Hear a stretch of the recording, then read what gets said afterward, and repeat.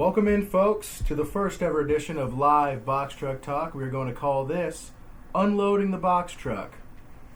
Welcome in. Co-host here.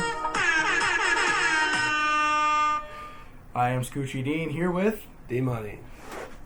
So we wanted to jump on real quick, and we wanted to talk about the XFL, cover this before we get into our recording of our podcast. It'll drop this Friday, 7 a.m., We will be recording that tomorrow. I didn't know it was going to be a big deal. I was just trying to make something to sound... Who's that? Thank God nobody's on. Just kidding. So, the Renegades open it up. Mr. Stoops himself, the man, as they win over the Vipers 22-20. In Dallas, for the most part, they were actually down most of that game. They're down the whole game. I think they... Well, here we go right here. They scored... Yeah. They outscored them by, what... 12, 13 points in the second half. Wild. Yeah. Pretty incredible there.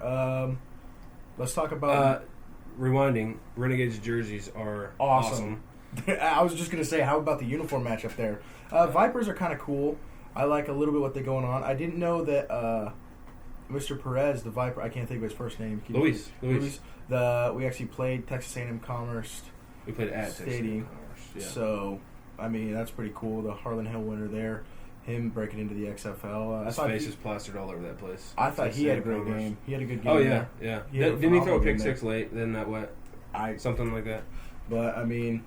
Turns out I actually went to school with a couple guys that play for the Vipers, so maybe one of these days we'll get one of them on. Get them on here on Box Truck Talk, baby. That's what I'm talking about. Next up, we got the Guardians versus the Roughnecks. Roughnecks took this home by quite a bit. Yeah, the 21 Roughnecks had points. it all the way. Yeah, that's... So, if you remember, on the podcast last Friday we dropped, we were talking about logistics-wise, how did the Roughnecks, how is their home stadium the same stadium as the University of Houston? So, we got a little intel, I did, off the broadcast. They actually all train in Arlington. And then the day before the game, they fly to their respective city or wherever the game's at that week. So, which is kind of weird. So, is it kind of like an Olympic look where they all stay at the same building type? And I don't know. I couldn't. They didn't dive that deep into it. It's kind of if anybody is familiar with how the USFL worked last year, they were all in Birmingham, I believe. The only difference is I feel like the XFL has a little bit more love for their cities because they actually go and play in the cities. Yeah, everybody played in Birmingham last year. Yeah, that kind of gets way more in depth. Like we were talking about how Vegas could be, or who was it? The Orlando. No, you're thinking of DC.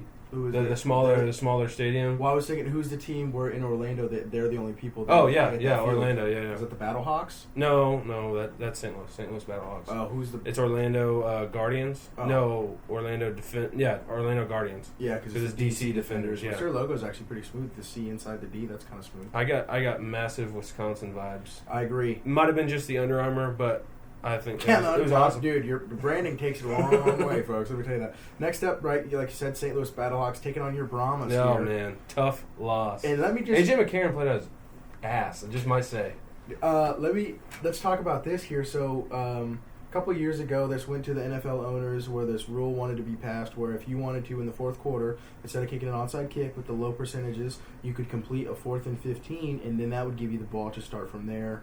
Clock wouldn't stop unless you had a timeout, just like that did. Well, the XFL has adopted that, and that is actually how I think the Battlehawks kind of took it home against the Brahmas with a minute 27 left. I mean, there's no doubt. But what's the likelihood of converting on a 4th 15?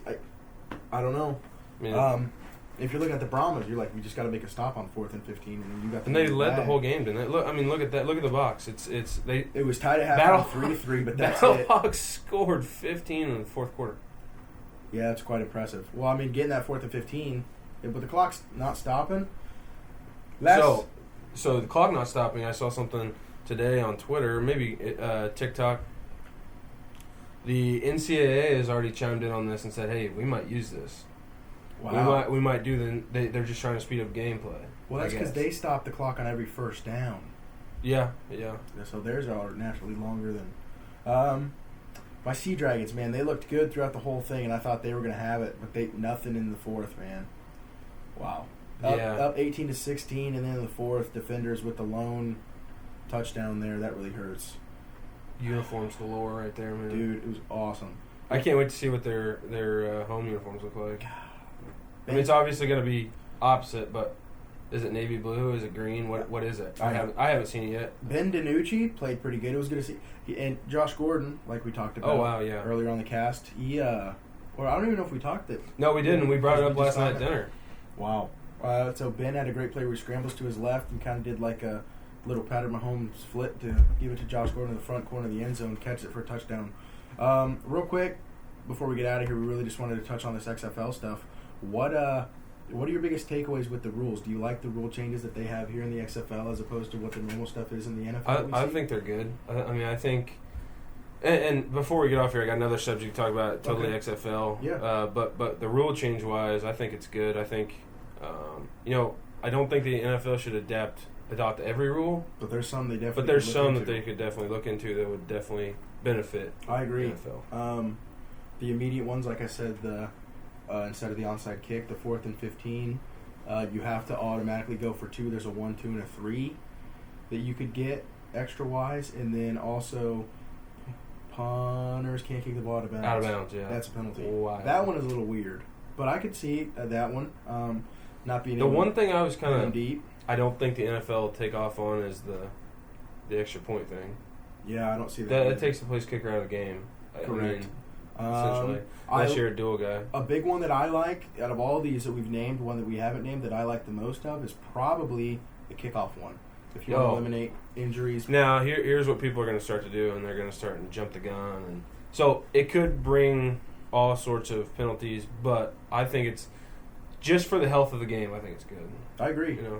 So ooh, the camera's flipped. We're sideways, dude. Sick.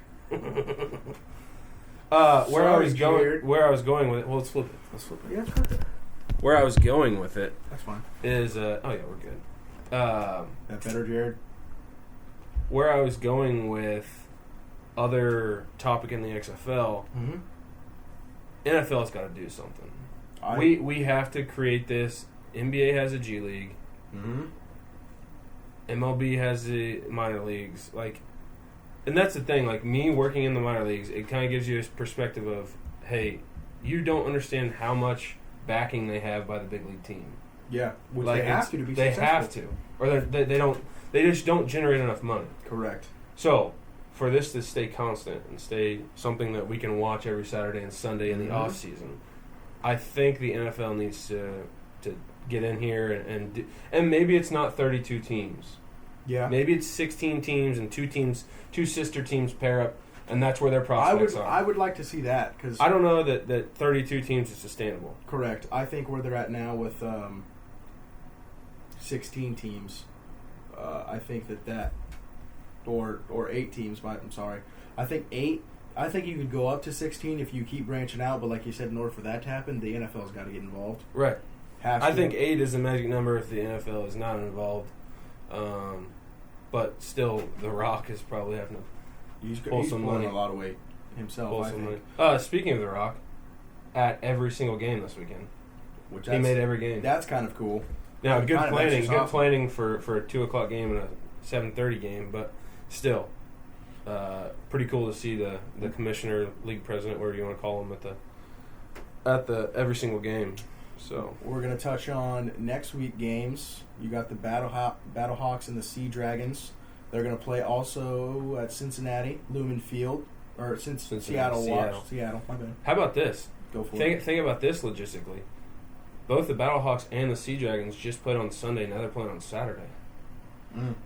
Interesting. That is interesting. Kind of lose a day of preparation there. A little bit of a short week.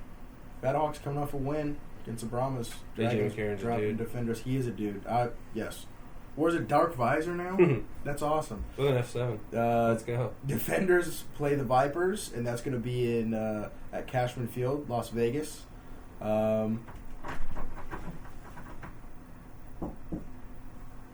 Who's that? Your Brahmas take on the Guardians. Maybe they can. Guardians didn't come out too hot this past weekend, so maybe your Brahmas can get on the board. I hope, man. Yep. It's it was tragic. Renegades and the Roughnecks. Also, they're going to. Oh, that's going to be a good game, I think. 6 p.m. That's going to be at Houston. I like it. I think the matchups are good. I like the length of the season too. It's literally a spring season, 10 weeks. Then you have your semifinals and championships. So, I think that we're in for a good run. I would like to see it be sustained. One thing I will say, betting wise, the lines didn't come out until Friday night. I don't think, maybe Thursday night. Yeah, it was after we recorded our last show. correct. Regardless, and the big thing everybody was saying was they're going to score a lot of points. They're going to do a lot of this. They're going to do a lot of that. Not With the clock, it's struggles. Yeah, like you just can't do it. Good luck with that one. What was that other topic that you said you wanted to touch on before we?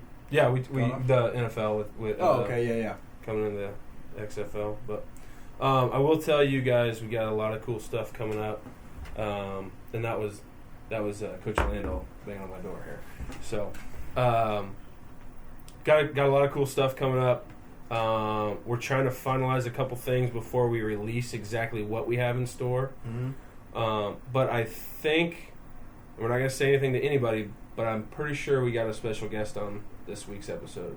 Okay. So That's pretty gonna be fired up about that. We got a lot of stuff in the mix for you guys. It's only up from here. We thought our first episode was good, getting off the ground. Next episode that we're going to have is going to be, the intro is going to be the same, but it's also, we're going to go more in depth about why we have our segments named what they are. The who we logistics are a little behind that. bit. Correct. Kind of touch on that to not leave people in the dark that don't know us quite as well as a lot of our viewers do. So we're excited for it. We're excited to have a good base to start up. We have like 130 views on our YouTube video right now, which is up awesome. to 19 subscribers. I mean, tell your friends. I know it means nothing to a lot of you guys, but for our first episode, I mean, like, seriously, tell your friends, family members, whatever you can to help us out. That'd be great. So yeah, thank you guys. You got any I'm good. Thing? We're good. All right, we'll see you guys on Friday. Yep, we'll see you Friday. That was pretty good. That was nice and smooth.